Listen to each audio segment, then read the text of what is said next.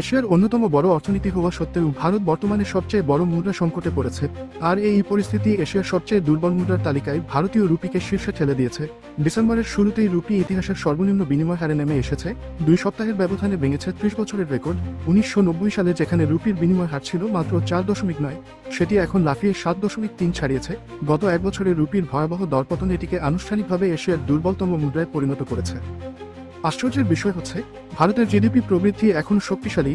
2025 সালের সেপ্টেম্বর কোয়ার্টারে তা বেড়ে দাঁড়িয়েছে 8.2%, তবু কোনোভাবেই মুদ্রার স্থিতিশীলতা ফিরিয়ে আনতে পারছে না। বিশেষজ্ঞরা বলছেন, আন্তর্জাতিক বাজারে অনিশ্চয়তা, অতিরিক্ত হেজিং, ব্যালেন্স অফ পেমেন্ট সংকট এবং নন ডেলিভারেবল ফরওয়ার্ড মার্কেটে অস্থিরতা রুপির ওপর তীব্র চাপ সৃষ্টি করেছে। বিদেশি বিনিয়োগ কমে যাওয়ায় শেয়ার বাজার থেকে $16 বিলিয়ন মূলধন প্রত্যাহার হয়েছে। যুক্তরাষ্ট্রের সুদের হার কমানোর সম্ভাবনা থাকলেও নিশ্চিত সিদ্ধান্ত না আসায় বিনিয়োগকারীদের আস্থা আরও কমে গেছে। এর ফলে ভারতের কেন্দ্রীয় ব্যাংক রিজার্ভ মার্কেট ইন্টারভেনশনে ব্যস্ত হয়ে পড়েছে, কিন্তু তাতেও পরিস্থিতি খুব একটা বদলাচ্ছে না। দেশের ডলার রিজার্ভও নেমে এসেছে সাম্প্রতিক সময়ের সর্বনিম্ন পর্যায়ে। ভারতে যখন অর্থনৈতিক অস্থিরতা চরমে, ঠিক তখনই এর বিপরীত চিত্র দেখা যাচ্ছে বাংলাদেশ।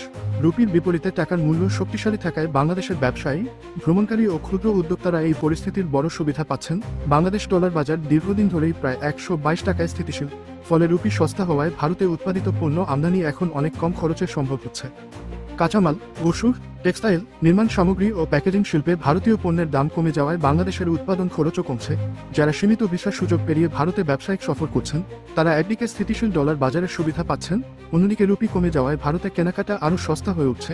এর ফলে ক্ষুদ্র, মাঝারি ও উদ্যোক্তা শ্রেণী সবচেয়ে বেশি লাভবান হচ্ছেন এবং বাজারে তুলনামূলক কম দামে আমদানি পণ্য সরবরাহ করতে পারছেন।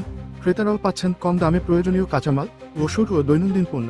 তবে ভারতের অর্থনৈতিক সংকট আরও গভীর হলে তার ছায়াপাত বাংলাদেশের বাণিজ্য সম্পর্কেও পড়তে পারে বলে বিশেষজ্ঞরা মনে করেন। ভারতের সামনে এখন জরুরি করণীয় হল রুপির স্থিতিশীলতা বজায় রাখতে কেন্দ্রীয় ব্যাংকের কার্যকর নীতি গ্রহণ, বিদেশি বিনিয়োগ বৃদ্ধির উদ্যোগ, যুক্তরাষ্ট্রের সুদ নীতি নিয়ে কূটনৈতিক সমন্বয় এবং এনডিএফ মার্কেট নিয়ন্ত্রণ। এসব পদক্ষেপের মাধ্যমে রুপিকে আবার স্থিতিশীল করা সম্ভব হতে পারে। তবে আপাতত রুপির দরপতনে সবচেয়ে বেশি সুবিধা পাচ্ছেন বাংলাদেশেরাই। সস্তা আমদানি, কম উৎপাদন খরচ এবং তুলনামূলক স্থিতিশীল বাজার পরিস্থিতির কারণে বাংলাদেশের বিভিন্ন শিল্প এতে অস্থায়ীভাবে হলেও বড় লাভবান হচ্ছে।